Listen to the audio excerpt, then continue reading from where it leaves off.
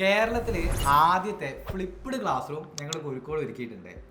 Science പഠിക്കുന്ന +1 +2 സ്റ്റുഡൻസിൻ്റെ tuition ക്ലാസ്സുകൾക്ക് വേണ്ടിയിട്ടാണ് ഇത് സെറ്റ് ചെയ്തിട്ടുള്ളത്. ഇപ്പോൾ കേരളത്തിൽ അല്ലെങ്കിൽ കോഴിക്കോടൊക്കെ ആയിട്ട് ഇഷ്ടംപോലെ ട്യൂഷൻ സെൻറ്ററുകളുണ്ട് +1 +2 സ്റ്റുഡൻസിനൊക്കെ വേണ്ടിയിട്ട്. ഇപ്പോൾ നമ്മളെന്താ ഇപ്പോൾ വ്യത്യസ്തമാക്കുക? ഇപ്പോൾ നമ്മളെ ക്ലാസ് ആണോ, നമ്മുടെ സെൻറ്ററിൽ വേറെ എന്തൊക്കെയാണ് പ്രൊവൈഡ് ചെയ്യുന്നത്, ഇതെന്തൊക്കെയാണ്? യഥാർത്ഥത്തിൽ ഒരു ചാപ്റ്റർ എടുത്ത് ആ ചാപ്റ്റർ വൃത്തിക്ക് നോട്ടൊക്കെ എഴുതി കൃത്യമായി പഠിക്കുകയാണ് വേണ്ടത്. ആ ചാപ്റ്ററിൻ്റെ NCERT കണ്ടൻറ്റ് മുഴുവൻ പഠിക്കുകയാണ് വേണ്ടത്. അതിന് പകരം അത് ക്യാപ്സ്യൂളാക്കുക, എൻട്രൻസ് ആണെങ്കിൽ അത് ഇക്വേഷൻ വെച്ച് പഠിക്കുക. അതിന് മാറി എന്താണ് ആ ചാപ്റ്ററിൽ NCERT മുഴുവനായി പഠിപ്പിച്ചിരിക്കുന്നതെന്ന് +1 +2 പഠിക്കുന്ന ഒരു കുട്ടിക്ക് കൺവേ ചെയ്യലാണ് ശരിക്കും ട്യൂഷൻ. പക്ഷേ അതിനൊരു കുറേ സമയത്തിൻ്റെ കുറേ പരിമിതികളുണ്ട്. എത്ര സമയം കൊണ്ട് തീർക്കാൻ പറ്റും? ഈ ചാപ്റ്റർ 10-40 പേജ് ഉണ്ടാവും ചിലപ്പോൾ ഒരു ചാപ്റ്റർ.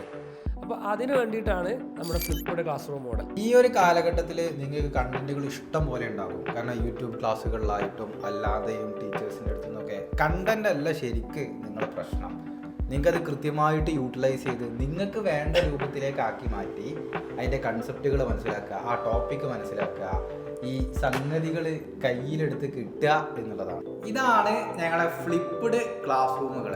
അപ്പോൾ ഈ ഫ്ലിപ്പ്ഡ് ക്ലാസ് റൂം ശരിക്കും കേരളത്തിൽ സയൻസ് പഠിച്ചുകൊണ്ടിരിക്കുന്ന ഒരു കുട്ടിക്ക് അഡ്വാൻറ്റേജ് ഉണ്ടാകും.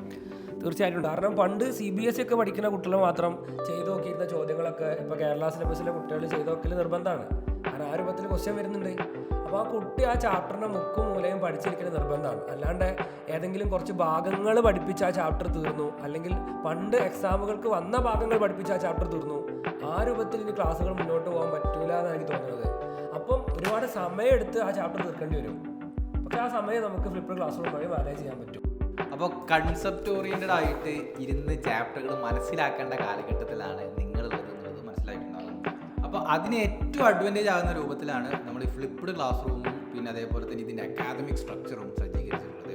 +1 സ്റ്റുഡൻസിന് വേണ്ടിയിട്ട് നമ്മൾ കംപ്ലീറ്റ്ലി ഫ്രീ ആയിക്കൊണ്ട് ആദ്യ ബാച്ചുകൾ ട്രയൽ എന്നുള്ള രൂപത്തിൽ സ്റ്റാർട്ട് ചെയ്തിട്ടുണ്ട്. അപ്പോൾ ഫ്ലിപ്പ്ഡ് ക്ലാസ് റൂം എന്താണെന്നുള്ളത് ഞാൻ എക്സ്പ്ലെയിൻ ചെയ്തിട്ടില്ല, അത് എക്സ്പീരിയൻസ് ചെയ്യേണ്ട കാര്യമാണ്. അപ്പോൾ നമുക്ക് ക്ലാസ് റൂമിൽ വെച്ച് കാണാം. See you guys, by.